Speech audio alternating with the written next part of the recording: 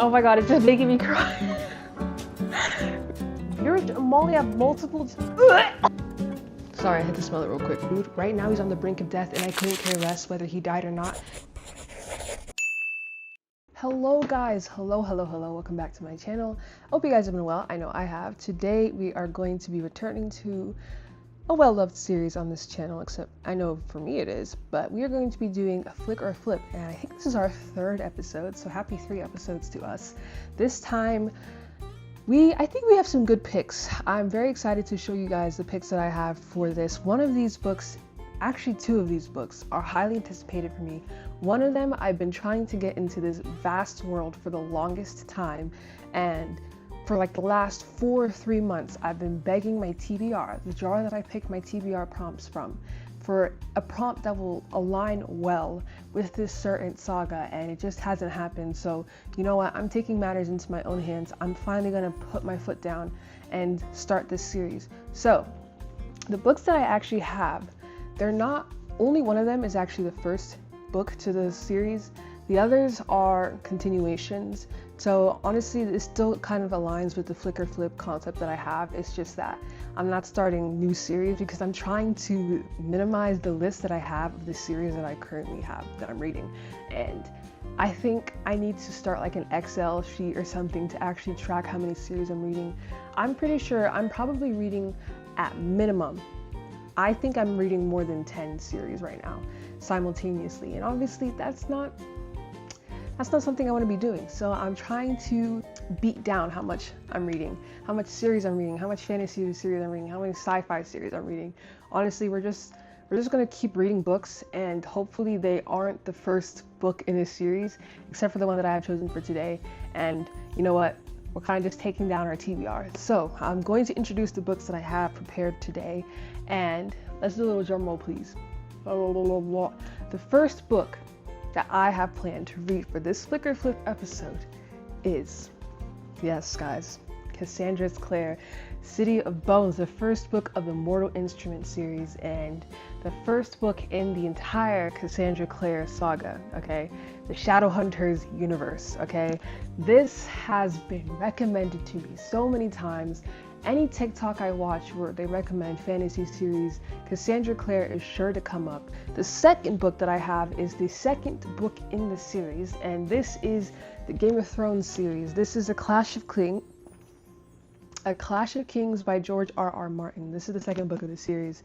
I'm unsure if there's like 6 or 7 books in this series, but this is the second book, and I'm very excited to see how everybody's timeline has maybe improved. I don't know if we're going to start right off where we left off on the first book, or there's going to be a little time skip. I'm very excited to see what these characters in this book have for me in store. So this is our second choice for Flicker Flip episode 3. And last but not least, probably the most anticipated book. I'm most excited to read this book of the 3 that I have selected. It is Robin Hobb's Assassin's Quest, the last book of the Farseer trilogy. And guys, I'm not going to lie, reading the Farseer trilogy has just been so hard. And it's been so hard because our main character, Fitz, has not lived a satisfactory life. I feel like things just keep happening to him, and everywhere on TikTok that I see, people are like, this, if you thought that Assassin's Apprentice was sad, Royal Assassin was sad, you have no idea what Assassin's Quest has in store for you. And honestly, that doesn't put me in a good feeling. You know, how worse can Fitz's life get? And it's like, can my boy get a break, please? Can my boy get a break? Because it seems like his life is just destined to be hardship after hardship after hardship. But yes, those are my 3 picks for this episode of Flicker Flip. I'm going to actually start with City of Bones first. I think I want to go in order. I'm going to read the first 20 pages with you guys, and then I'm going to do like a thumbs up in the middle or thumbs down if I'm jacking it, as our custom is. And don't mind me, I like new books, I like to smell them. What I believe this book will give me. What do I think? I think I'm gonna give this a statutory 4 out of 5. Like, I think I give 4 out of 5s out a lot. When the book is off, it was a good read, but it's not like something I would put on my Goodreads favorites. Like, I have like 5 or 6 books on my Goodreads favorites. But I think this will give me like a little 4 out of 5, and I'm definitely going to continue because I already invested in the what is it? The Infernal Devices. I thought this was the first in the saga, but it's actually this. So I'm obviously gonna flip on this. Now for Clash of Kings, I am invested, okay? I'm gonna go all the way with this. I'm gonna go all the way. I'm gonna watch the TV show through and through. Even if people complain the last season is trash, I'm going to go to the House of Dragons. I'm going to see everything. I'm going to watch the whole franchise. I'm going to read the whole franchise, okay? So obviously, I think I'm going to give this a 4 out of 5 as well, and I'm definitely going to flip. Now, for Assassin's Quest, this is my predicted 5-star of this video. This is going to blow my mind, and it's going to make me immediately pick up her next series, which I think is the Ships of Magic series. I think it's also a trilogy as well. But yeah, this is gonna be a 5 out of 5, and it's gonna be our top read of this video, and it's going to be a flip easily, okay? So those are predictions for how this video is going to go. So now, finally, I can stop talking, and let's start reading City of Bones by Cassandra Clare.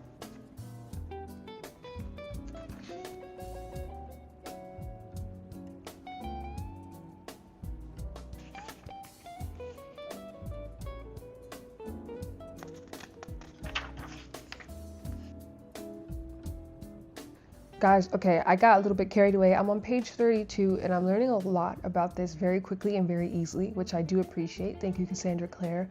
So we have this faction of vigilante kind of people who go around hunting mythical creatures like demons and vampires maybe, but these people, they're called Shadowhunters, and these Shadowhunters, they have kind of like these markings that go along their arms and their back and just various places around their bodies, and they kind of look like esoteric tattoos. And Clary, our main character, witnessed some of these Shadowhunters. She witnessed 3. I think one of the names, was Alec, Jace, and Isabel, and they were hunting a demon, and Clary was able to see this while her best friend Simon, who she's known for 10 years, wasn't able to see this. Simon thought she was hallucinating or losing her mind, but Clary was like, no, I know what I saw.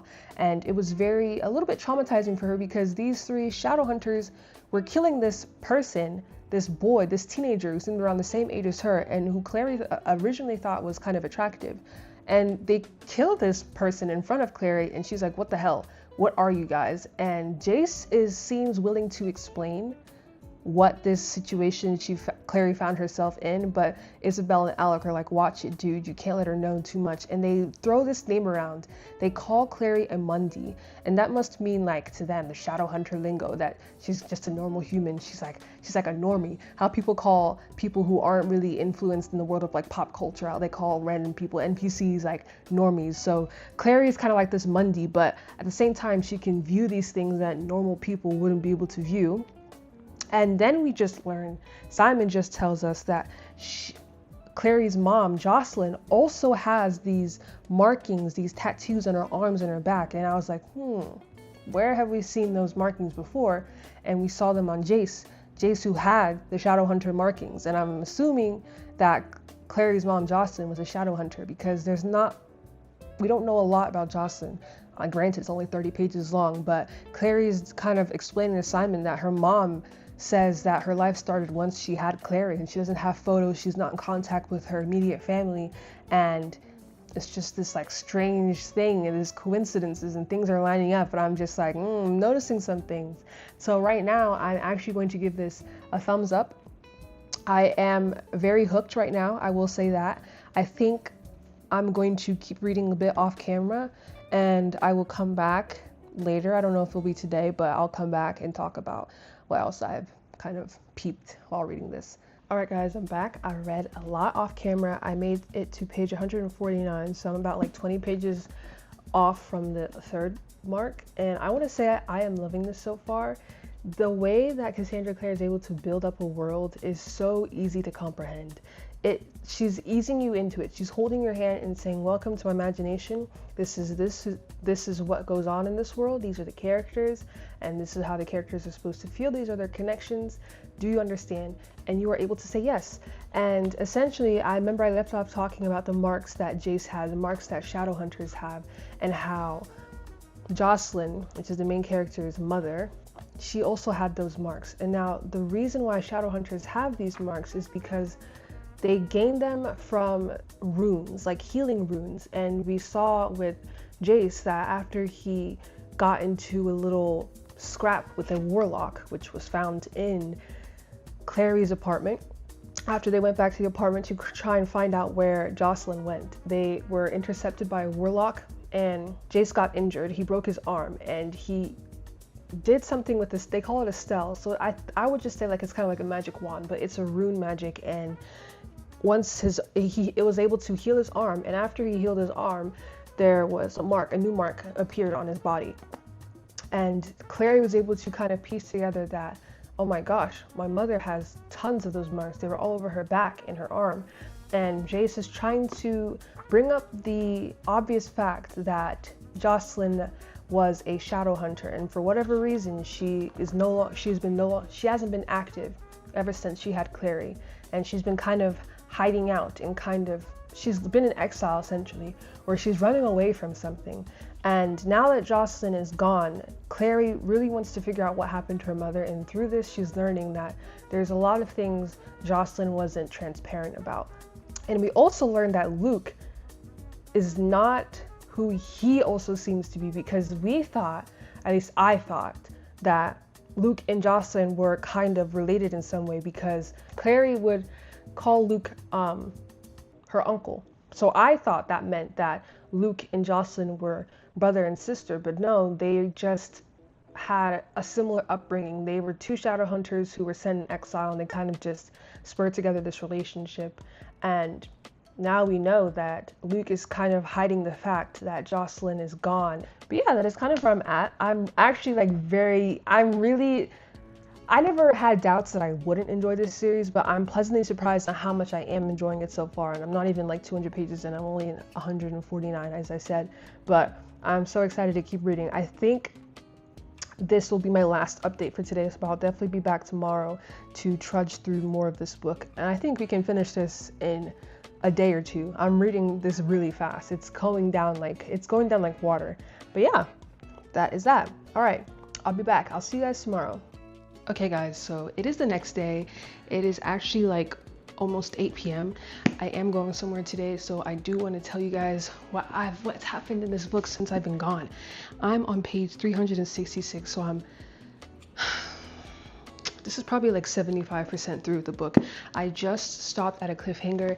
Guys, this might be a 5-star. I'm in love with this series. I've been ranting on my Instagram, my Finsta, about how I love how Cassandra Clare's characters are they're so dynamic, and they feel so real, and they feel so relatable, and they're just, the dynamics between all of them, the relationships that they all share are just so nice to witness, especially Simon and Clary. Guys, I do have to admit, I am Team Simon. Jace right here, he's not doing it for me, honey. He's not doing it for me. Simon he's everything I would want in a childhood best friend. And you guys know I love childhood to lovers, so there's also that factor. But what I've read ever since I came to you guys on the last update is that we've learned a lot more about Jace and his upbringing, and especially his life in Idris with his father before his father was murdered. We learn a bit about Alec. There's a conversation that Isabel and Clary have where we learn that Alec is actually gay. And in this time set, this book was set in the early 2000s. This was published, I think, in 2009 or 07, where, you know, I think homophobia was more present. Honestly, I was like 2 years old in 2007 and 4 years old in 2009, so I actually have no first-hand account. But I'm going to assume, just based off what the book is giving me, that it was a little more homophobic than it is now. And you know, the world of Shadowhunters, they don't look kindly on homosexuals. So Alec is obviously, he is in love with Jace. Alec sees Jace as a romantic interest, but Jace sees Alec as a brother figure. And there's kind of like this tension between Clary and Alec because of that, and because Alec feels like Clary is not a good example for Jace. and vice versa, I guess, and that they and Clary keeps getting Jace in trouble, and Alec, all he wants to do is protect himself, Isabel, and Jace, of course. Those are the closest people in his life, you know. And I can kind of see where Alec is coming from, but I don't like the way that he's going about it. I think he's being very rude. Right now, he's on the brink of death, and I couldn't care less whether he died or not. He definitely needs a redemption arc. I don't know if he's going to survive this illness that he has after being attacked by a demon, but that is a point of where I'm at. I'm actually on the craziest cliffhanger. So when they alert Hodge that they found the mortal cup, Hodge is like, he tells Jace, you look so much like your father, and he's like, do you guys know what you've done? And then all we see is Hodge commands his crow, Hugin, to attack Clary and Jace, and I'm just so confused. And that's essentially where I'm at, so.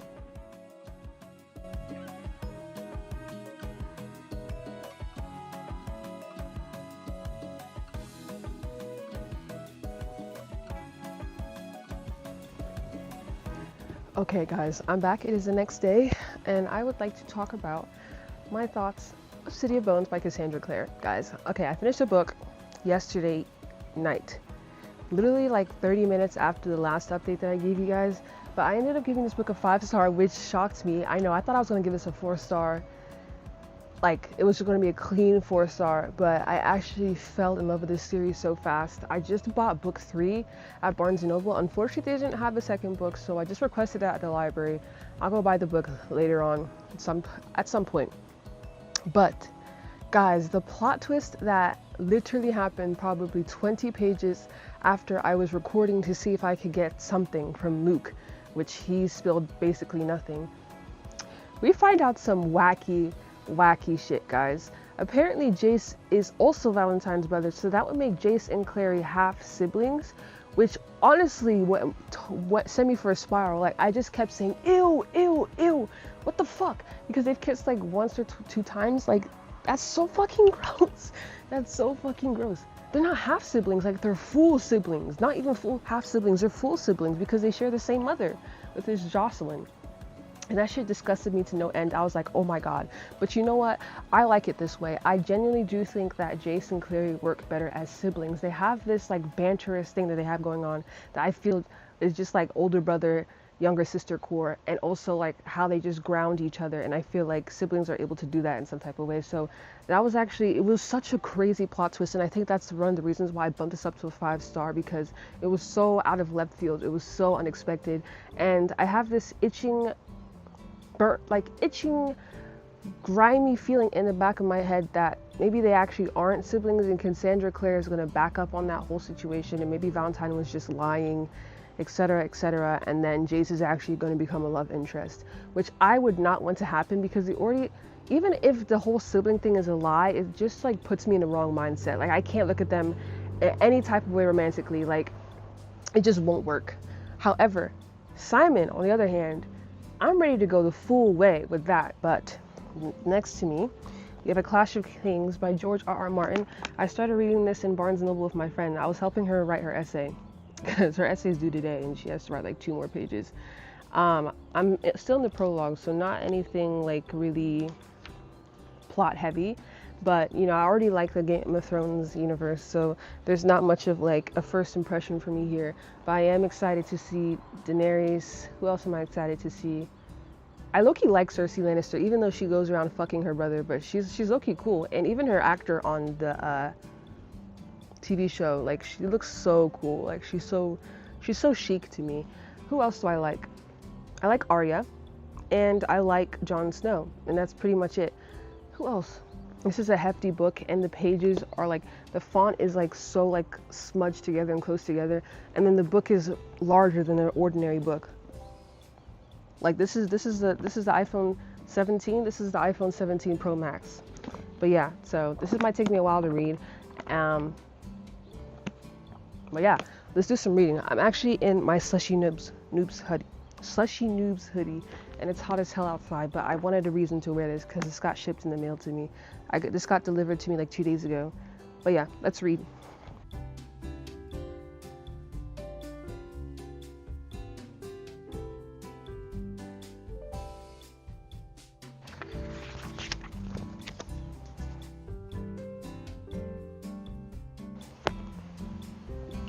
we're back. I moved. It was getting way too hot outside, and I'm in this hoodie like, bye. Let's keep reading.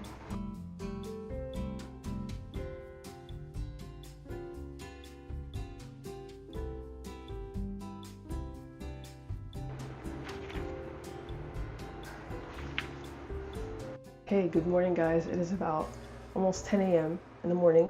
I'm going to go to the library today because I do have to study for my certification exam. I'm going to be an MA soon, so I need to study for my certification exam. That's on the 24th, and I'm still reading Game of Thrones. I'm pretty sure.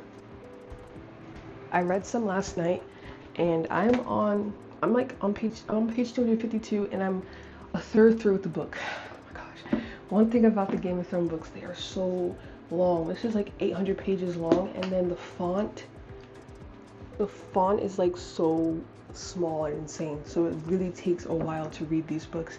And I anticipated me reading this in 3 days. Not happening, Sunny, not happening. But yeah, I just want to say with like a Game of Thrones books, it's like I feel like it doesn't take that much effort to read it, and maybe that's because there's a show behind it that'll kind of like dumb down everything. But I don't really like put my utmost effort into reading when I read like the Game of Thrones books, because they're not that hard to understand.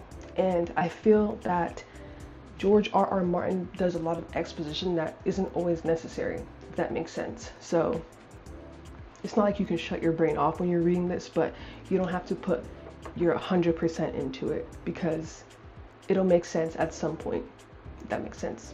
But yeah, I need to brush my teeth, and then we can leave and go to the library. Guys, yesterday, Ohio Central had a terrible thunderstorm. I'm talking like, or tornado was forming, and Ohio never has tornadoes. So you can obviously see that global warming is becoming a serious issue on our planet. Trees were knocked down, flooding is crazy. Today it's going to be more lax, so I'm going to take this opportunity. I was supposed to go to the library yesterday, but I couldn't because it was like the freaking Armageddon outside. It was genuinely insane. But yeah, I'm gonna go today, and we're gonna walk in.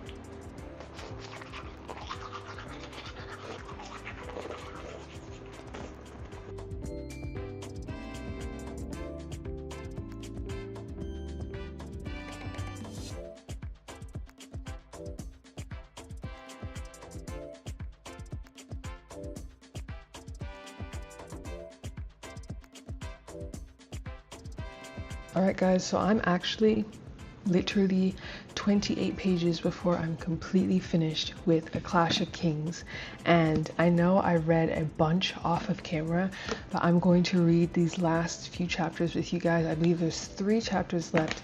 We have a Tyrion chapter, a Jon chapter, and the final chapter is a Bran chapter. So 28 pages. This might take me like 20 minutes because the pages are so dense with words, but we're finally going to finish A Clash of Kings. It's been like 5 or 6 days, and then we can move on to my most anticipated read for this video, which is Assassin's Quest by Robin Hobb. So, without further ado, let us read.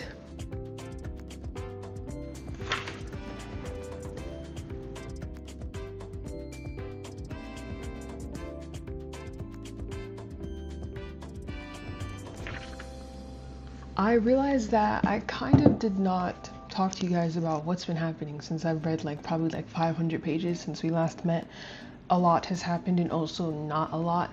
So as we know, Joffrey Lannister, he's the new king of the 7 Kingdoms, but because he is a product of incest from his mother, Queen Cersei, the regent, Queen Mother, and actually his uncle slash dad, Jaime Lannister, the Kingslayer, the person who killed the Mad King, people are not accepting Joffrey as the rightful person to sit on the Iron Throne.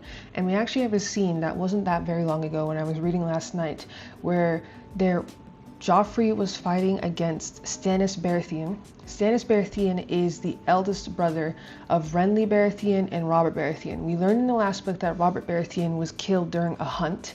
So instead of the throne going to Stannis, as it should have been in the first place, it actually went to Joffrey, which is obviously, well, not actually. It's not Robert's son. Now this is really confusing, because as you can see, like the family trees and all the incest and shit that's happening.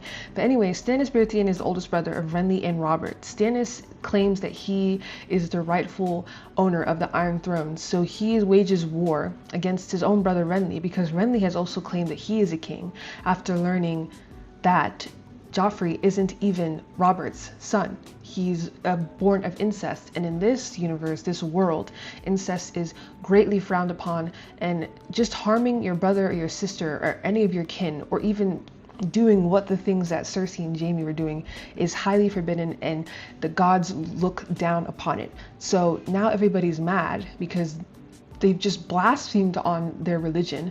Joffrey is sitting on the throne and he's a product of incest. So now these multiple kings, and we learned that ever since this, Robb, which is Ned Stark's oldest son, who Ned Stark, you know, he got beheaded last book. Robb, he is also a king. So you can see why the name A Clash of Kings is starting to make sense. There's so many kings, so many self-named kings who are fighting for the right place on the Iron Throne. And right now, Joffrey has the place, even though his approval rating is down in the negatives, okay? Think of Trump's approval ratings. That's what Joffrey is regarded as. People are calling for Stannis Baratheon to take the throne, but I'm pretty sure Stannis was killed in battle, and Renly is now a prospect to take the Iron Throne. We have Robb Stark. He is being told to surrender and just pledge allegiance to Renly or pledge allegiance to the Lannisters, because obviously the Lannisters still have the throne. But a lot of stuff has happened. Individually, the Stark children, they're all going through their own character arcs. One person that I really want to talk about is Sansa. Sansa has had immense growth since her upbringing in the first book. In the first book, we see her as really bratty and very spoiled, but as all these terrible things are happening to her, as she is the betrothed to Joffrey Lannister and is the next queen to be, we just see this torment that she's living through, like being away from her family, being the only Stark in this, in King's Landing, and it just feels like she's alone.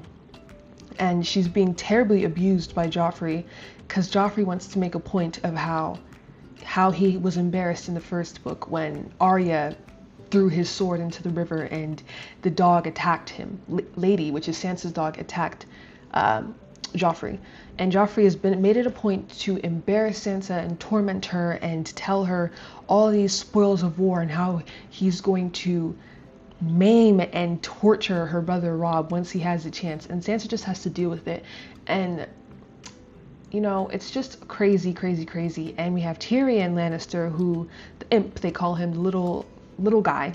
Everybody knows who the little guy is, the imp from Game of Thrones. He's trying to, I don't know, he's trying to be right. He's trying to be rightful, but people aren't seeing it as such. They say that ever since he became the Hand, that King's Landing has just turned to absolute ruin, and his approval ratings aren't good as well. Now, for everybody else, Jon Snow, he's still on the watch. I don't know, I think there's just a lot of soul searching that he's going through. They're trying to find his uncle, which is Ned's, I think, older brother, who has been gone over the wall for the last book. 2 books now. We're not finding him. I don't think there's one more chapter with Jon, so we could find him, we could not. But there's Jon's Robb. He's 15, 16 now, trying to be a king, and you just see how it's taking its toll on him. Arya is lost. First she was regarded as a boy to preserve her identity as a Stark, and now she's a girl again, and she is just hopping from keep to keep, castle to castle to castle as a servant, and she's just trying to get back to Winterfell. Bran and Rickon, the youngest boys, they are just going through hell. Okay, they're going through hell. They're trying to defend their keep, Winterfell, from Theon Greyjoy, who has taken over the palace, not the palace, but the castle, the hold of Winterfell, and he's calling himself the Prince of Winterfell. And Theon actually had his own little thing going on in this book, where he returns back home after being held captive by the Starks for 10 years, and none of his family accepts him. None of his people believe him as a Greyjoy anymore. They see him as a Stark. They call him a wolf boy, like he is no longer wanted or seen or appreciated or just acknowledged when he went back to his home country. So now he takes over Winterfell and tries to make it his, but obviously everybody sees through his bullshit. Who else is, I think I've talked about everyone, But this book, I want to say, I think this book is trying to be like a filler for book 3. I think book 3 is going to be very adventurous, very crazy. Just saying, just because of Daenerys, she's building up her, she's having her own little growth arc. Like, she's building up her empire, and she's trying to get back to the land, the west, or is it the east, whatever. She's trying to get back to and claim her throne on the she's trying to claim her. So you see how it's a clash of kings and queens, you know. Everybody is fighting for the Iron Throne, and you know, a Game of Thrones, really. That's all this is, and it's also a clash of kings. But yeah, back to what I was saying. I think this book is definitely a filler to the 3rd book. I feel like this book can be explained as a thriller. I don't think it was as exciting as the 1st book, but there were some crazy things going on in this book for sure. But all in all, I felt like I was reading a thriller, and probably that's why it's taking me so long to read, but I'm going to finish this off. And then I've already added the 3rd book to my TBR, but I think I did say this was going to be a 4-star, but I might rate it a 3.5 or a 3.75 if I'm being honest with you. But yeah, let's finish reading this. Last chapter.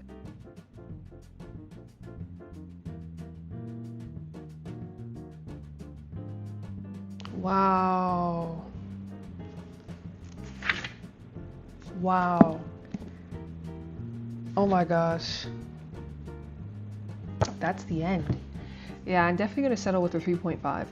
But this book, it didn't end off, it ended off bittersweet. And you know what? I think there's room for improvement in book 3, and I think book 3 is going to be really satisfying. I don't know why, but I believe it's going to be really satisfying. Actually, now that we're here, my phone's right here, let me read the synopsis of book 3.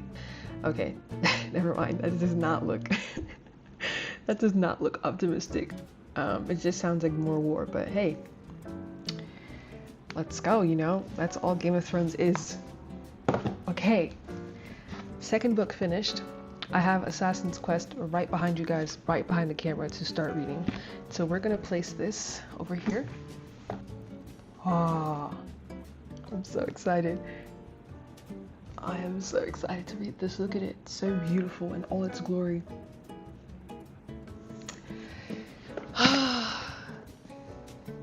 Sorry, I had to smell it real quick. Assassin's Quest, Robin Hobb, the prologue. Okay guys, I'm gonna lock in and read this. I'm gonna read like a couple pages with you guys, and then I'm gonna turn the camera off, because when it comes between me and Robin Hobb, I need privacy. I need privacy, guys. I need to sit down, lock in, and absorb all of her words. So let's read the prologue together.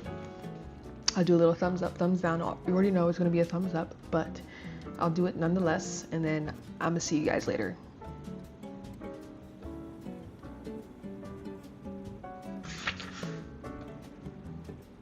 I can't even deal, guys. This is all we know. All I know is that Prince Regal, he's gonna get what he has. He's gonna reap what he sowed, okay? He's gonna reap what he fucking sowed. I swear to God. That's what I say. I ride for Fitz Silvery Fitz, guys. I ride for this boy, bro. I watched him grow up. I watched him become the man that he is today. I ride for this nigga. There is nobody who will get in my way, bro. Oh my God. Oh my God. I know exactly what we have to do. I know exactly what we have to do. He set the ground layer for this on the prologue, 6 pages. And he was like, I know what I have to do. I have to kill Regal. And I will be there for every page, every step of that journey, of that goal, okay? Promise you that. Bye, guys. Alright guys, it has been about like 2 or 3 days since I last recorded an update for you guys, but I know I did leave off on me just starting Assassin's Quest.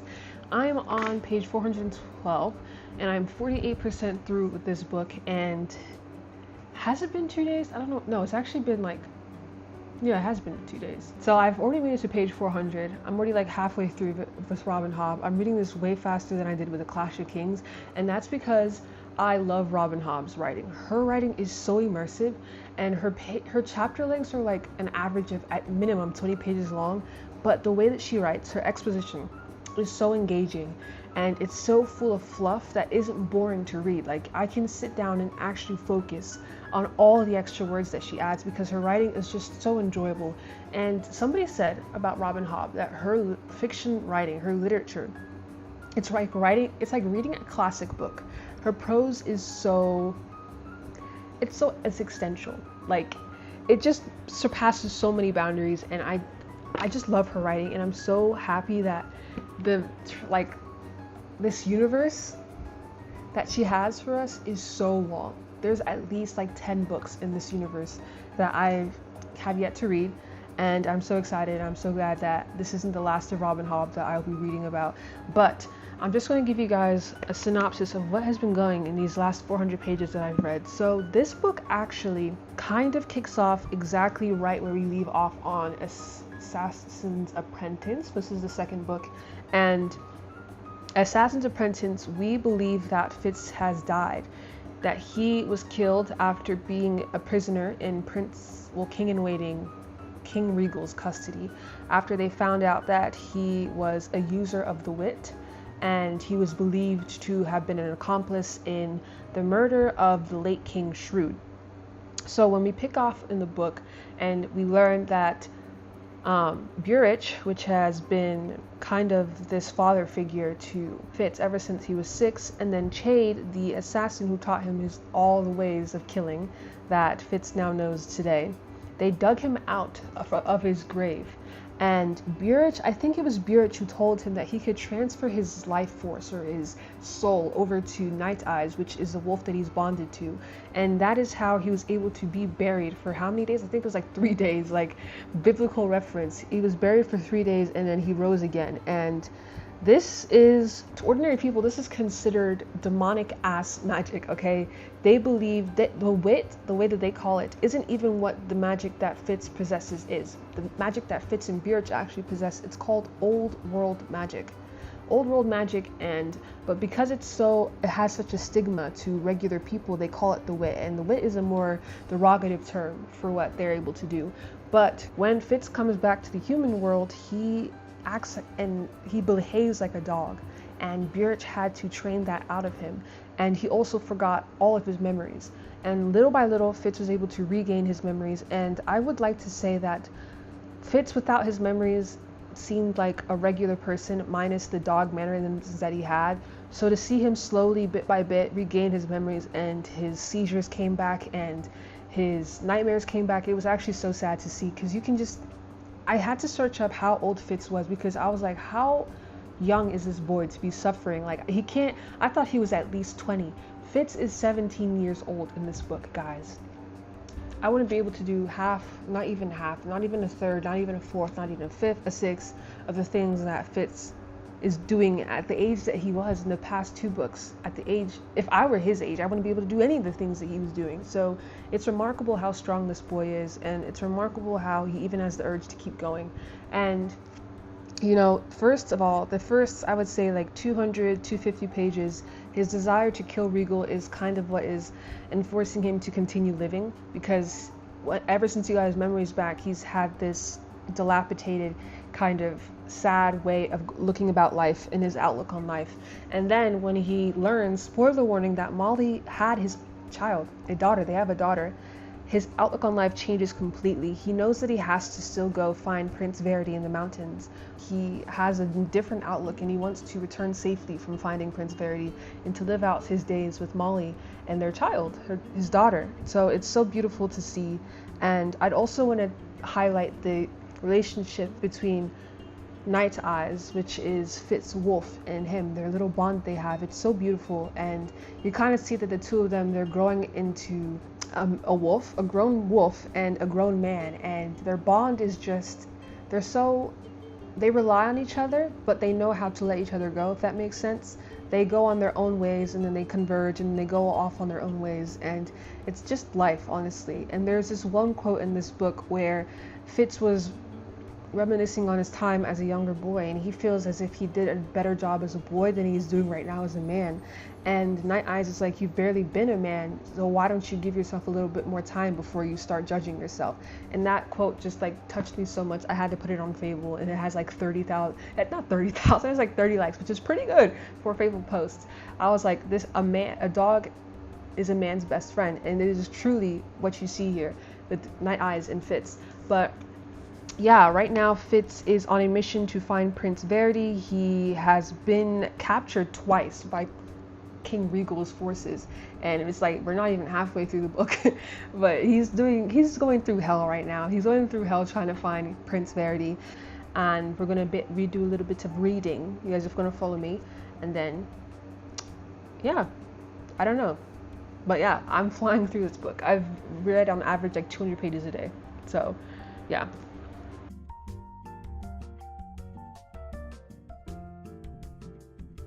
Yesterday, my friend took me out on a bunch of errands, and as she was doing her thing, I just was in the background reading. I managed to get to page 700, so we have 128 pages left. I'm going to read those 128 pages with you guys, and then we're going to finish this book together. I have to get through with this. I think I've been taking my time reading this book because I don't want to say goodbye to Fitz, because the next time I see Fitz, I have to read, I think, like a whole nother trilogy, and then I think a quartet before I see Fitz again, and that's not sitting right in my heart. So we're gonna read this together. We're gonna finish it. I'm gonna share my thoughts. Obviously, it's already been a 6-star. This has been a 6-star ever since Fitz's resolve to live was centered around going back to Molly and his daughter. So yeah, without further ado, let's continue reading. I'm gonna stop holding it off. Let's go. I'm on chapter 33, and it is called The Quarry.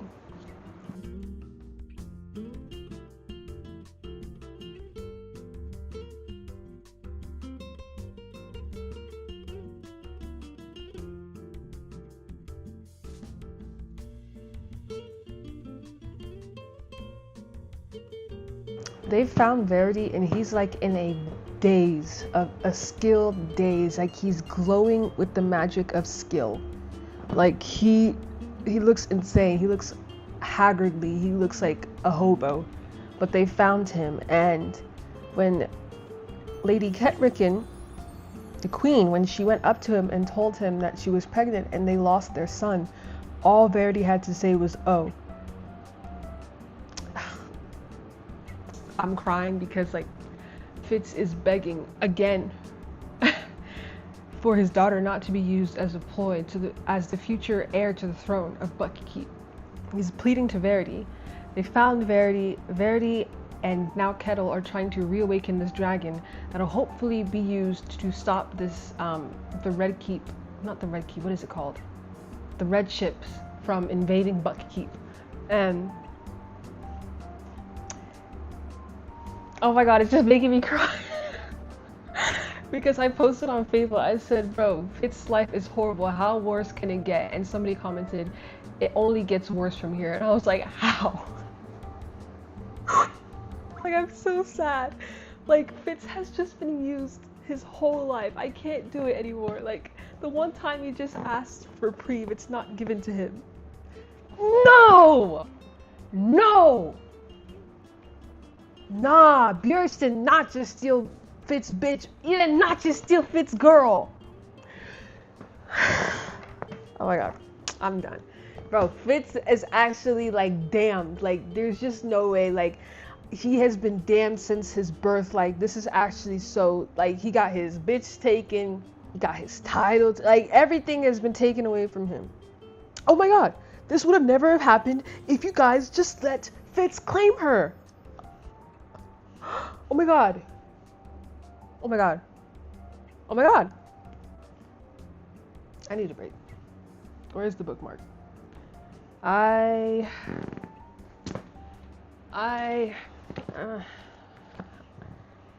my god. Man, this is just it's just not fair. Like this is just not fair, like at all.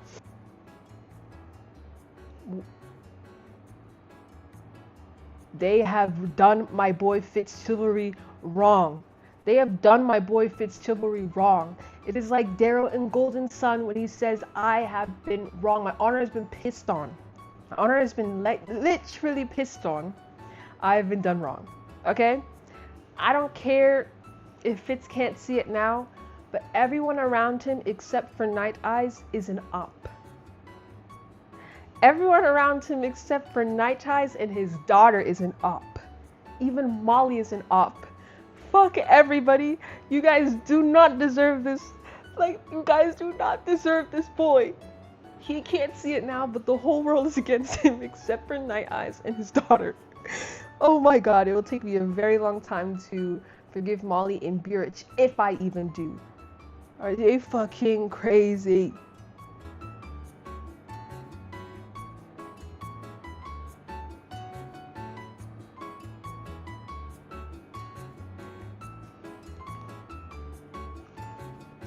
Oh god, this is so cool! This is so cool, bro. 8 star, 6 star, 7 star. How many stars, bro? Oh my god!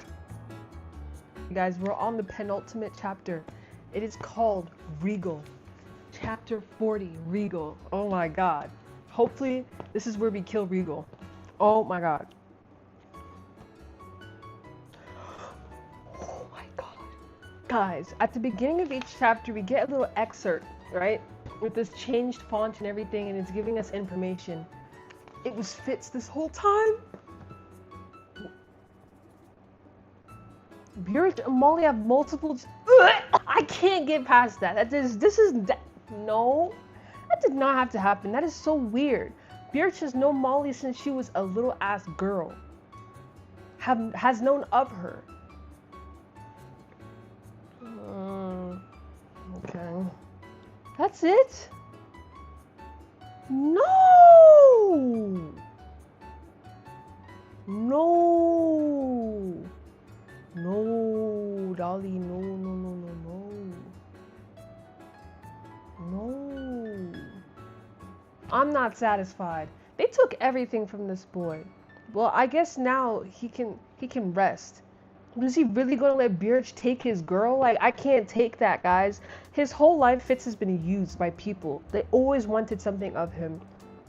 Always wanted him to carry out their own deeds. And Fitz did that with few complaints, but he still did it at the end of the day. And, oh my god. This is what people meant when they said his life only got worse. Oh my god. Guys, I genuinely don't even have, you're going to have to look at my Goodreads review or something. I genuinely do not even have the words to articulate what I'm feeling right now.